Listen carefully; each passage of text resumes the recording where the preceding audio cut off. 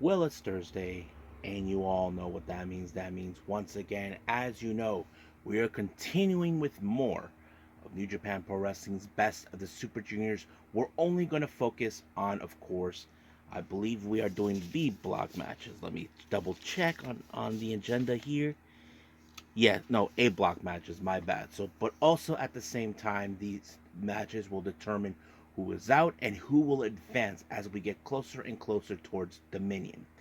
But we also have TNA. As you know, we get closer as well in Against All Odds. We have some interesting matches that took place. And of course, the buzz that took place this past Tuesday as well. And then, of course, we have Ring of Honor with about two proving ground matches and an interesting main event in tag team.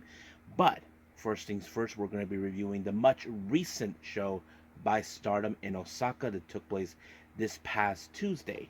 So we're going to be reviewing that. As you know, we have the artist belts that will be defended a little later on, possibly this weekend. So we're looking forward to that as well. So anything could happen. But after that, we will cap it up with this episode with some news updates to give you guys updates what's been going on in the pro wrestling, such as what events the promotions are throwing out, who's booked, what matches are set, and developments such as, of course, wrestlers have been signed, wrestlers have been injured, whatever takes place in the pro wrestling that needs to be addressed. So, let's get ready for another episode of the Deleted Wrestle Zone.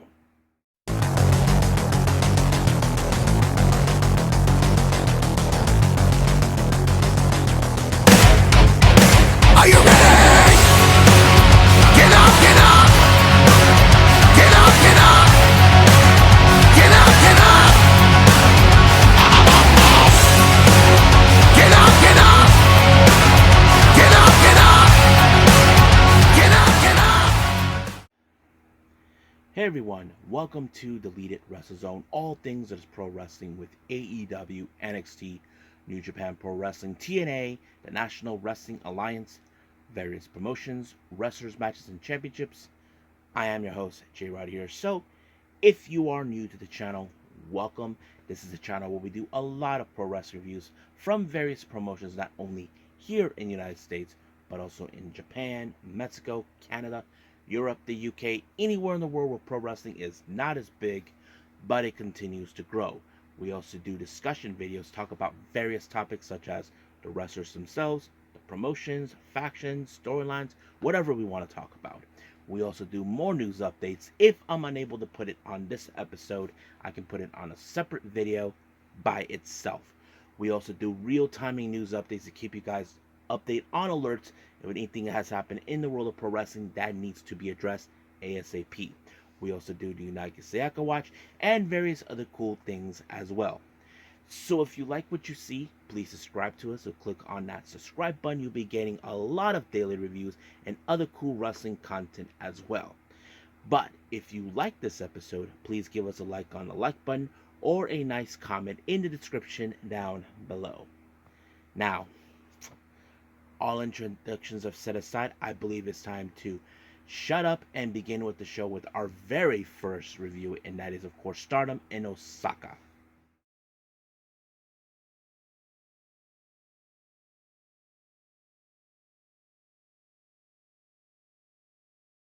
Okie dokie. Stardom in Osaka. This took place this past Tuesday on the 28th of May. Our opening match, we have tag team match, and we got the Cosmic Angel rookies, Sayaka Kurara and Aya Sakura, taking on God's Eye members, the most striking duo ever, Konami and Shuri. Now, what I liked about this match, now those who may or be aware, there's only three girls that have a bit of a martial arts background. Of course, on the Cosmic Angel side, we only have Aya Sakura. However, of course, in God's Eye is Konami and Shuri. So that plays out a good combination. So I have to say that Aya Sakura actually did play that martial arts status role, especially when she did the striking kicks. But however, as you know, she still has a long the way to go. But unfortunately, her tag team partner ended up, no, was it? No, she ended up on the wrong side, of course, of the Triangle Lancer by Konami, which is something I know for a fact she's not good for. But I'm sure this will be a learning experience, but I'm sure she'll, how do I say, practice more to perfect her craft. That's something we can expect. Now, our next match, we had a three-way match. We have Rana Yagami from God's Eye, Waka Tsukiyama from EXV, and then, of course, Koguma. Now, of course, we all know Koguma. She's a bit of a, let's just say she is a little feisty little bear that likes to play games with everyone. I'm sure Waka's not going to play for it, but I don't know if Rana Yagami is ready for it. You would think that plays out in some ways. However, it did, but it was Koguma who picked up the win when she pinned Waka after Rana thought she had this match won in her grasp, but the bear took the advantage and picked up the win on Waka. Now, our next match, as you know, Starlight Kid continues on to team up from various units with the exception of Oedo Tai. She teams up this time with members from God's Eye consistent of Saki Kashima, Ami Suri, to take on star members Momo Kohgo, Azuki, and Mayu Iwatani. Now, what's interesting, those who know this and very well, both Starlight Kid and Saki Kashima, well, they used to be both in Stars and in Oedo Tai. Now, don't forget, Saki Kashima was kicked out of the unit last year, and now this is the table turns. Now, Kid did confess that she tried to apologize to Saki after what happened last year. I'm sure Saki has a trust issues, but I think the one thing that was interesting is this. I did mention this before. Mayu Iwatani is a bit more selfish to believe that maybe Starlight Kid will come home, but the other members, but also was revealed later that Momo Kohgo thinks that she'll come back. However, after this day, it's not gonna happen because Momo Kohgo ended up being in the wrong side of the Black Tiger leg killer, and she had no choice but to tap out. And of course, she changed her tune, realizing she does not want her back. So basically, that leaves Mayu in that scenario, just hoping that she will come back. But nonetheless, Starlight Kid was also surprised that Kashima was the one who did, of course, helped out in some capacity. However, she was a bit miffed because, as you know, Kashima doesn't practice. But we'll see how it goes. But we still got a long way to go for her to decide which unit she'll be deciding. Now, our next match, we have Queen's Quest members, Miyu Amasaki, Lady C, Azumi, and Saya Kamitani taking on the Cosmic Angels, Yuna Mizumori, Natsupoi, Tam Nakano, and Sayuri Onoi. Now, keep in mind, certain aspects of this match will make sense for all of you. Now, if you guys remember clearly, there is a bit of history between both Kamitani and Tam Nakano. As you know, that last year they were facing off each other in the opening round of the 5-Star Grand Prix. I'm sure that is still going to continue on. But nonetheless, the match was pretty good. But it was Natsupoi who picked up the win when she applied one of her finishers onto Abasaki, and giving a very impressive win by, of course, by Natsupoi with the Cosmic Angels. Next up, we have a very interesting tag match. We have the New Blood Tag Team Champions, Wingori from Stars, Sayaida and Hanan. They take on the former Goddesses of Stardom Tag Team Champions, Crazy Star, Mei Sita, and Suzu Suzuki. Now, what's interesting enough, you have, of course, a current tag team that is still like in the future stages, facing off against a team that has shown dominance. But what's interesting, I wasn't too sure. Now, there was a bit of a, a rivalry between both Hanan and Mei Sita. But nonetheless, it was Ida who picked up the win when she pinned Suzu. However, a very interesting development took place after the match. The current Goddesses of Stardom champions, we're talking about FWC and fellow star members Koguma and Azuki, nominated, of course, Wingori as their next challengers. Now, keep in mind, this is a good opportunity for Wingori. Don't forget, they are the current New Blood Tag Team Champions, so things could happen as we see. So, we will see we're going to see a bit of a Stars showdown. Wingori and, of course, FWC.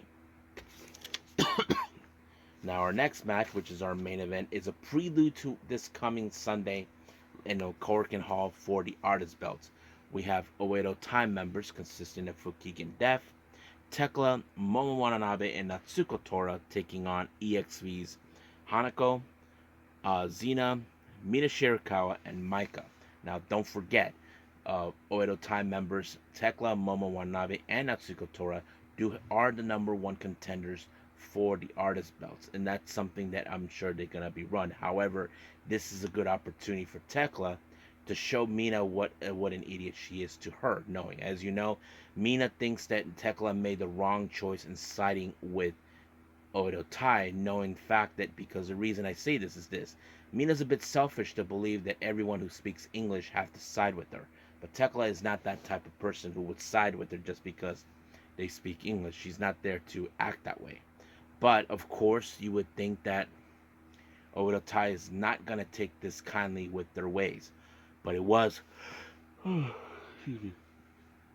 Natsuko Tora with the Swanton Bomb onto Hanako to pick up the win. But however, Oedo Tai may have picked up the win.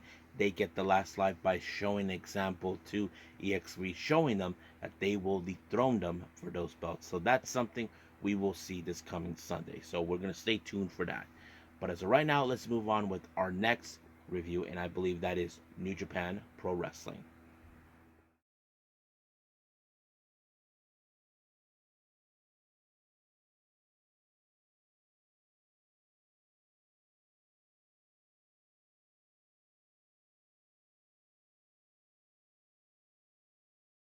Okay, New Japan Pro Wrestling, we are now in day 11th of the Best of the Super Juniors.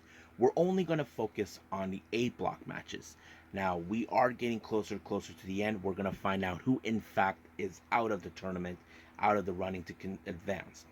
Now, our first match, we have Yoshinobu Kanemaru versus Clark Connors. Now, of course, this is a very interesting match due to the fact these guys, well, I wouldn't know for sure if House of Torture are still members of the Bullet Club. That's the thing that still goes on. But however, when it comes to wrestlers playing dirty, that's the thing that fits into the description. But however, Yoshinobu Kanemaru actually is a scammer. He knows how to play the game by he decided that this whole thing will end in a countout. Clark Connors did not beat the clock. Kanemaru won by taking himself into the giving himself 2 points with 8 points, as well as Clark Connors. But unfortunately, because of this match, it led to Clark Connors out of the running. So he decided to take his frustrations out on the ref when he, in fact, speared him. So he is not happy. I mean, don't ever believe what the House of Torture is saying, because they're scumbags. Now, our next match, we have Bushi versus Kevin Knight. So you can say this is another impressive match. Now, don't forget, Kevin Knight has been very impressive during the entirety of this tournament. But however, Bushi is one of those guys, and we know that he is someone we don't want to overlook. But it was Bushi with an impressive leg lock onto Kevin Knight. Now, I'm not sure, 100% sure if Kevin Knight is on the running. But if he is, well, I'm sorry, but that's how it is. Bushi may be a possibility, but we'll see. Now, our next match, we have Titan versus TJP. Now, TJP is in a bit of a pickle, so he decided he's going to get help, so he brought his demon-like friend with him. We're talking about the demon side of him that we always watch. And that kind of gave him that boost that he needed. But however, this match went back and forth. TJP applied a miss, then a knee strike. It did not do anything. Even Black Mamba didn't do. So it was a very intensified match. But however, in the end, it was another knee strike by TJP to, of course, Titan to give himself the win. I'm sure Titan will get revenge for this loss. But nonetheless, TJP, who is determined, who is saying that he is the captain leading United Empire, we'll see where that goes from here on out. Now, our next match, we have, of course, Blake Christian versus Kosa Fujita. Now, Kosa Fujita, on the other hand, he has been shown impressive, but however, this is a must-win for Blake Christian. from my understanding.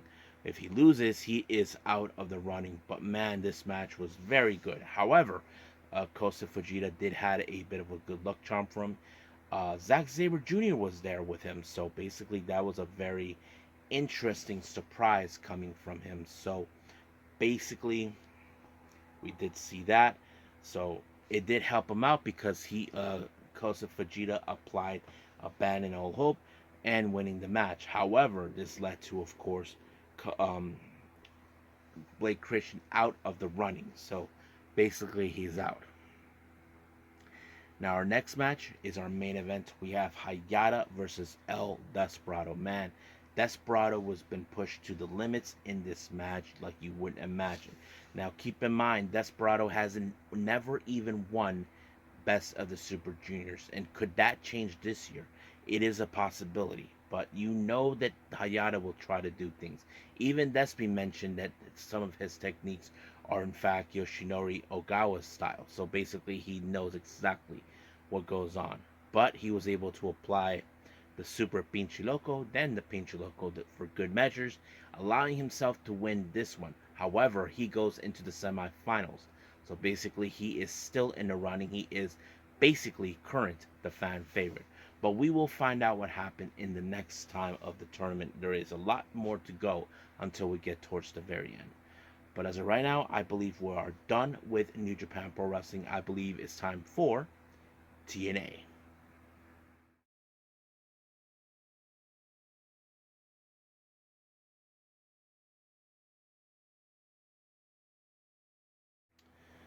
Okay, TNA.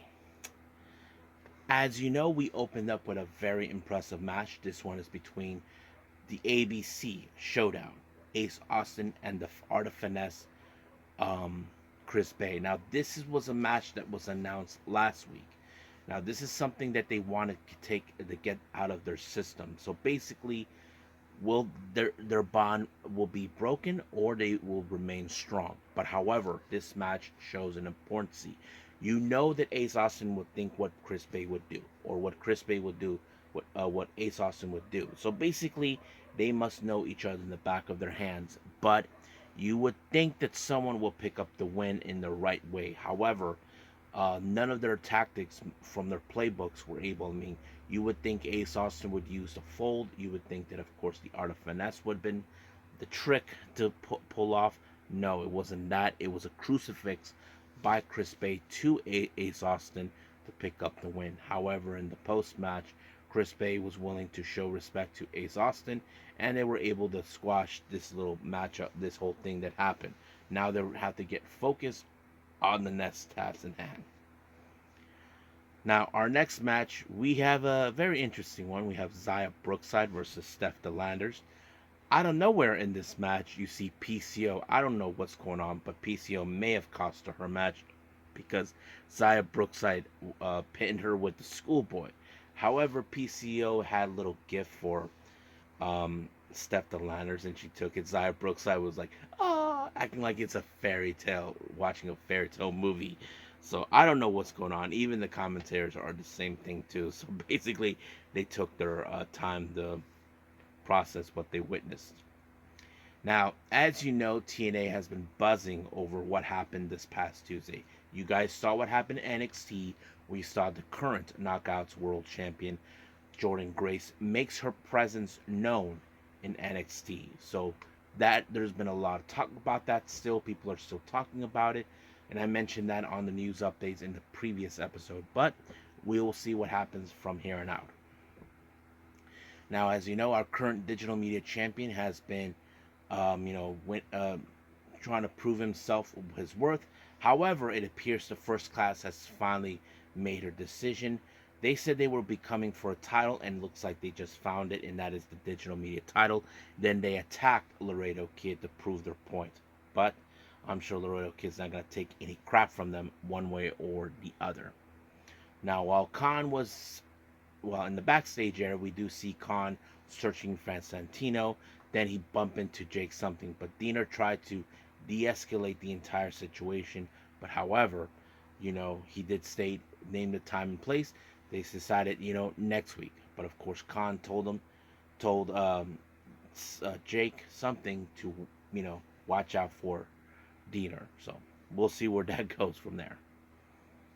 Now, our next match, we have Sami Callihan versus Jonathan Gresham. Now, this particular match had a very interesting feel. Now, keep in mind, recently we've been seeing that many of the wrestlers have been getting sick due to this black ink. Now, the ref did have the mask on and glove. However, you wouldn't think that this black ink was going to happen again. It just did. Sami Callihan, acting like one of those horror films that like a virus is attacking you, kind of played out and didn't know what to do. But however, while there was a moment when the ref did not catch what he saw. Gresham actually low blowed and on low blowed Callahan. Then he did a sunset flip. So, but of course Callahan doesn't know what to make what's happening. So that kind of tells the story. Now, we did see recently Gail Kim talking to Giselle Shaw. Now, Giselle Shaw, we do know she has the potential to become a Knockouts World Champion. But however, Gail Kim feels that she has been wasting her time relying on others rather than show the world you are a knockout. So basically, Giselle Shaw is willing to listen to Gail Kim. So I think that tells a very good story. Now, the system, as you know, are proving once again why they are the most dominating group and that the system works in their favor. Nothing will break them. However, Moose has still issues towards Matt Hardy. He decided to go on a search and destroy mission to find him. However, Eddie Edwards has to confront Joe Hendry, who got into their face last week. So this is something that's going to be interesting. But as soon as the system left, Gia Miller, who was conducting the interview, in fact, had to deal with Frankie Kazarian, demanding her to call him the king of TNA or something. But of course, she's not liking this. I mean, it's bad enough that Jade had to deal with him, but looks like now Gia has no other choice. But she does not like what's going on. Now, Steve Maclin, as you know, has some unfinished business towards Mike Santana. Since his debut, Steve Maclin could not get that situation out of his head.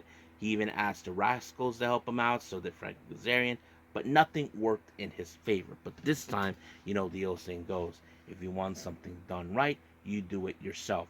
Now, you would think we were going to have a killer match. However, that was basically ruined by the Rascals when they attacked both Santana and Maclin. So this match was thrown out into a no contest, which was a real bummer. Now, with Spitfire, as you know, determined to win back their Knockouts World Tag Team titles, Lars Fredericks decided to put Danny Luna in a match against Tasha Steelz next week. So that is something we're definitely going to pay attention to. Now, Mustafa Ali, as you know, is still the X Division champion. Now he faces with a young and sensational, but however, he does have a new acquisition in his little organization. That is Champagne Singh, real hosebag to be added, because he helped Mustafa Ali last week in that #1 contendership. I'm sure Mike Bailey will get revenge on that soon enough. But however, I have to say, Leon Slater took a bit of a fight, but once again, Singh showed up and getting involved, and then Mustafa Ali with the 450. Now, Moose continues on his search and destroy on Matt Hardy all by himself. Now, our main event features Eddie Edwards versus Joe Hendry. So I thought this match was going to be very interesting because we did see the advantage of Brian Myers and Alicia Edwards get involved. But luckily, Joe Hendry had backup. He had, of course, the Meneth brothers, of course, Ryan, and of course, Nick Meneth. And they decided to ensure there's no hanky-panky going on in this match. But what was impressive about this match is Joe Hendry managed to stop the Boston Knee Party and gave the standing ovation to Eddie Edwards, picking up a very strong win against the former TNA World Champion. So that's going to be it right there. But however, Moose found Matt Hardy, but however, Matt Hardy got the chair around his neck. This is, of course, a way for Moose to ensure he doesn't make it against all odds. But will that be enough? We will see what happens until we get against all odds. So right now, let's move on with our next and final review, Ring of Honor.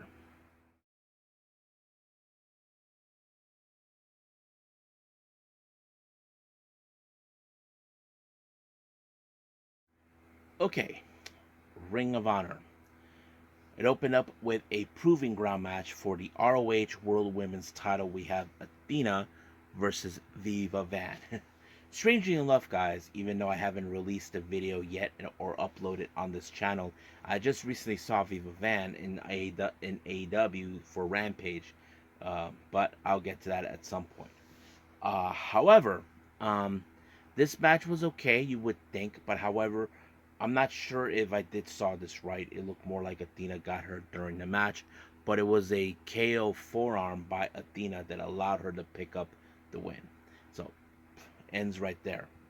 Now, our second proving ground match is for the Ring of Honor World Tag Team titles. We saw Jacoby Watts and Nick Camarado. Now, I was curious to see how this goes, but I don't know exactly what's going on here, guys. Basically, Nick Camarado was getting himself beat up, while Jacoby didn't do jack. Basically, he's right there standing. I don't know what kind of sinister thing he's up to or what the hell he's trying to do, but I can skip the answer. Yes, the United Kingdom won. I don't know, like I said, what Jacoby Watts is up to, but seems that Camarado was not happy with it. I don't know. They would have had an opportunity at the tag belt, but for some reason, he just blew it. Now, our next match, we have Serpentico taking on Braden Roberts. I don't know much about him, but however, this match ended perfectly when Serpentico first applied a swanton and then the magistral, giving him the perfect win. Now, during an interview with Lexi, she talks to Marina Shafir about that there's a problem. So basically, no one is taking her seriously. That's going to be interesting. So, who's going to be dealing with the problem? Well, I don't know. Now, our next match, we have Red Velvet versus Kel. Pretty impressive match. As you know, Red Velvet has always been good. However, I love her spinning flying kick. That was the finisher to put away Kel. But however, there was the Athena music theme song played out, but it was none other than, of course, Billy Starks once again with her shenanigans. I'm sure Red Velvet's going to stir the pot and get measure of revenge on her.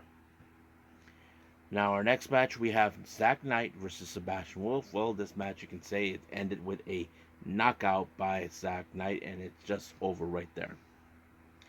Our next match, we have a three-way match. We have Lee Johnson, Aaron Solo, and Action Andretti. I thought this match was great. I mean, anything could have happened in this match. Who was going to win? It probably didn't matter. But, of course, as always, it was very impressive. But in the end, it was Lee Johnson with the shoddy drop onto Solo to pick up the win. So, just like that, it was completely over. Now, our next match, we have the premier athletes Nice and Davari taking on the Bollywood boys Harv and Gurv. I thought this match was pretty good. I thought it was really fun. However, it was, of course, the pump handled by Nice to put away Gurv, giving them the win. However, they decided the premier athletes, along with Josh Woods and Smart Moron, that attacked, of course, the the Bollywood boys. But luckily, the Bollywood boys had a helping hand, and that is, of course, the infantry. Now, I think we are passing our main event. Our main event is Workhorsemen versus Top Flight. Well, I can tell you this match ended with Top Flight applying once again this one was done by Dante Martin when he applied his finisher onto Anthony Henry, and it was over right from there. So, just like that, it was completely done. So, I think that's pretty much it. So right now, I will end it right here with the reviews. Let's move on with some news updates.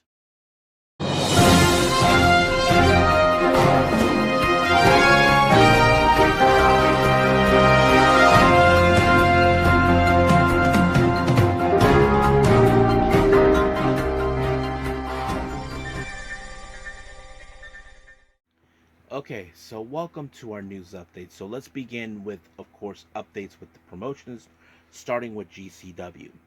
Now, on the 14th of June in Denver, Colorado, they have Lights Out.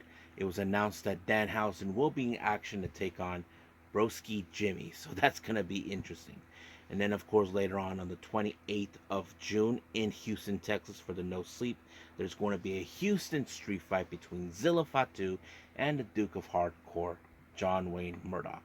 And then finally, for the Worst Behavior show on July 5th in Toronto, Gringo Loco will be in action to take on none other than Galeno del Man. That's going to be one heck of a match. Now, there's been updates with two events coming from Prestige Wrestling. The first one is called Alive 3, which is ironically part of the album from Kiss, the Alive albums you may have heard of. This event will take place on the 7th of June. We have Randy Myers versus Matt Brannigan, Alex Shelley versus Jaden, Amira versus Rose, and then we have the West Coast Pro Tag Team titles defended, Los Suavecitos versus Reloaded.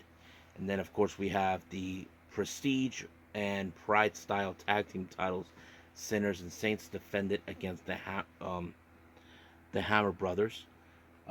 Then we have the upcoming later on in July for Combat, Clash of Combat on PDX on the 12th of July. There is going to be a six-person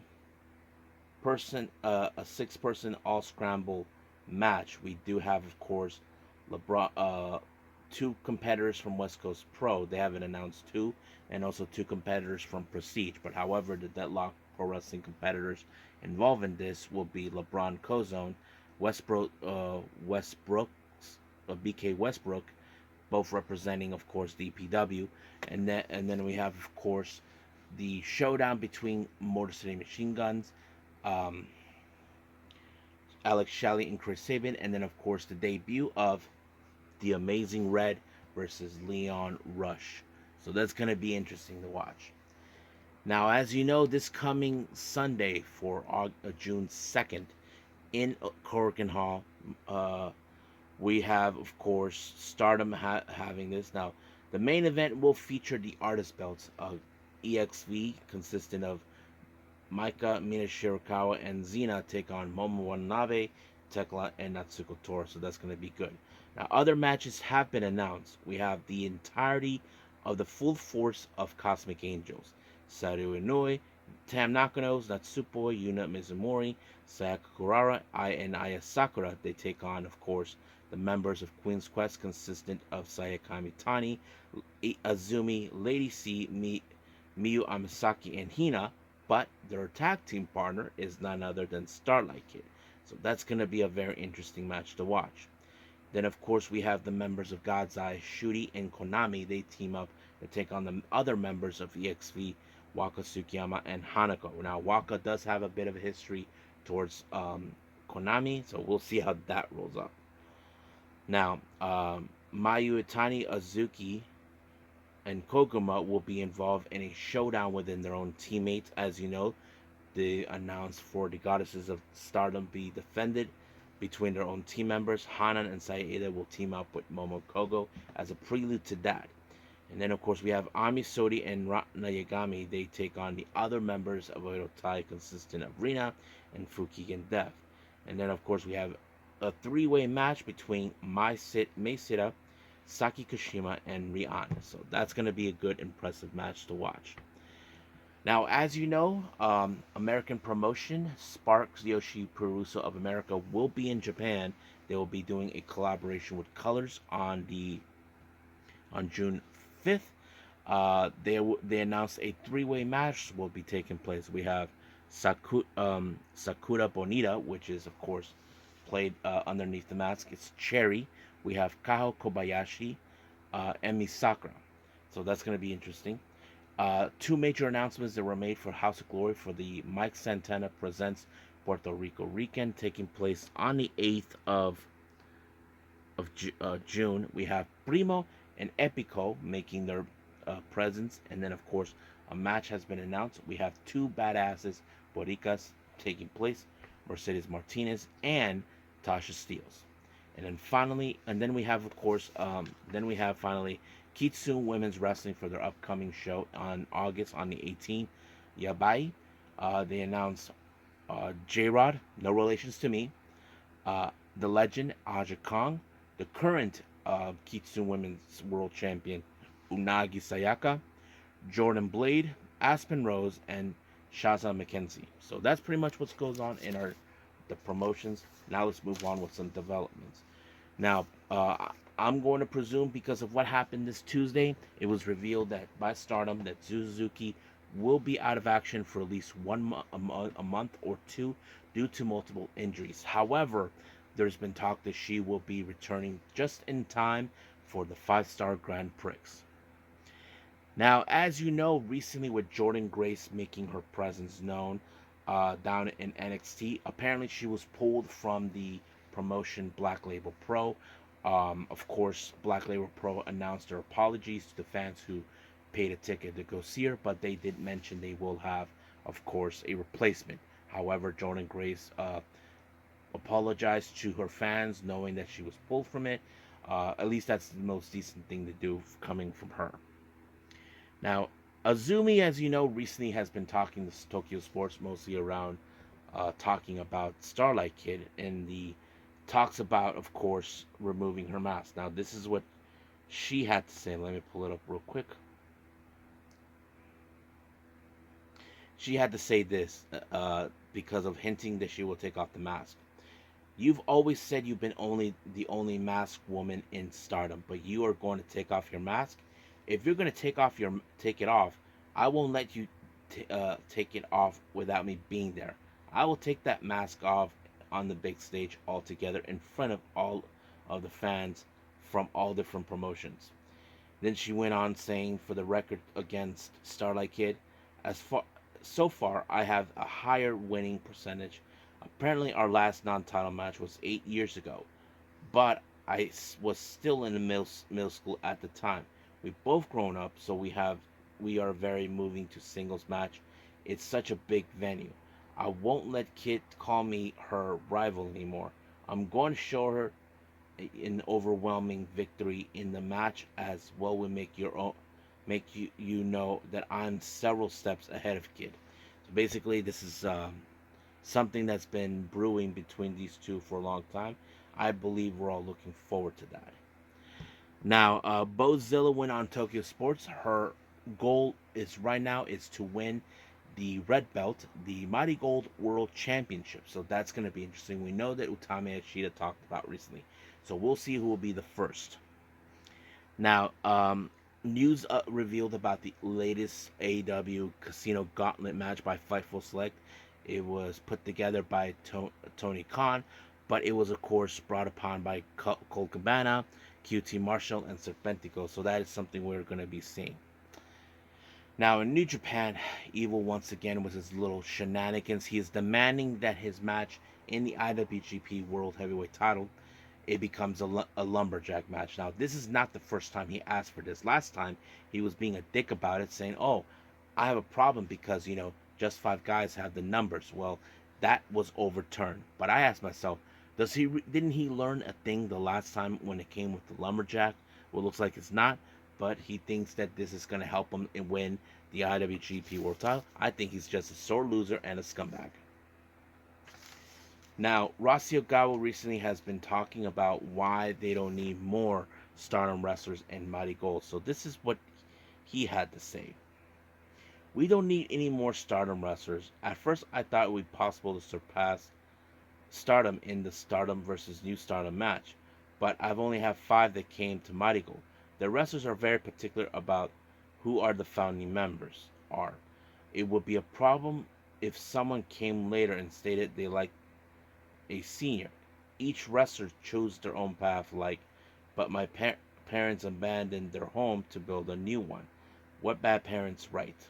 Then he goes on about, of course, the first anniversary show for the venue. He already secured it, from my understanding. And this is what he said. We have been aggressive with our shows, although not all of our dates of this year have been decided. We have already booked a venue for next year's first year anniversary. So this guy is already ahead. Now, Will Ospreay recently has pitched an idea to hire Scott D'Amore. As you know, Scott D'Amore got fired from TNA by what's their name, Anthem, and this is what he had to say. I can tell you enough much respect I have for Scott D'Amore. If there's anything that I want to put out there, if there was a way AEW could hire Scott in any type of fashion, have the guy run Ring of Honor or something. I mean, that's not a bad idea. I mean, it would be a best interest on that part as well. Now, recently, there was an interview made by Sareee talked about Julia's injury. If she noticed about that, she actually said, I had no idea. It was early into the match, and that what her wrist was broke, and what I heard, but wow, a human that can perform normally with a broken wrist, but that can do so much. It's amazing. It's what's what I thought. Now, Momo Kohgo, as you know, she has something to say about the opportunity to fight in CML again. If you guys know this, she has wrestled with CML a few years back when she did a tour with members of the Ice River promotion. Hello, everybody. I'm Momo Kohgo from Stardom. In 2021, I had the special opportunity to be able to travel to Mexico with CML, which I was able to experience Lucha Libre for the first time. So she's very excited for this. Not gonna lie. Now, Sendai Girls has announced for a wrestler, one of the rookies that will be leaving Stardom, Ryo Marumori, and this is what she had to say. It's been a while. This is Ryo Marumori. I have previously reported I'm leaving Sendai Girls as of today, May 31st. It was a very short 2 years since I joined the school in 2020, but I believe I have to learn a lot in a short period of time. I've grown significantly a person both physically and mentally. This is all thanks to everyone's support. Your kind words and support have supported me and encouraged me to grow. Thank you. Wow. Although I wish I could have learned more in Senjo, it was my own decision that I wanted to believe in myself and forge a new path with determination. Thanks to Senjo, I have learned pro wrestling. I fell in love with it and was able to have a dream. And I'm able to stand in the ring as Senjo Pro Wrestling, have them cheer to secure pride and truly happy time for me. I think this experience will lead more confidence in myself. I would like to thank you from the bottom of my heart for giving me a pride and happiness and confidence. Thank you very much. So basically, she hasn't said anything if she's retiring or anything. It's still unclear. However, I talked about this girl before, Yuna, who also is from Sendai. She just said this. I never beat Leia. Leia was always often. I thought to myself I could win now. Thanks to you much being for our classmate and letting us fight in your debut match. However, I still want to be the number one rival. I don't want to say I'm the best Leia. So it's not goodbye.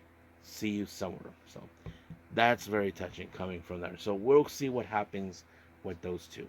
But as of right now, I believe it's time to call it a day. Well, I hope everybody enjoys this episode coming up. I decided not to do AEW Rampage as a review due to the fact that I was there when they taped it.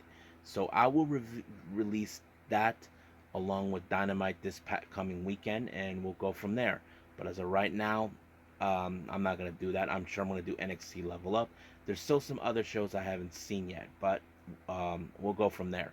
But as of right now, I'll see you guys in the next DWZ time, same DWZ channel. I must bid all of you adieu. So, goodbye, and have a nice day. Bang.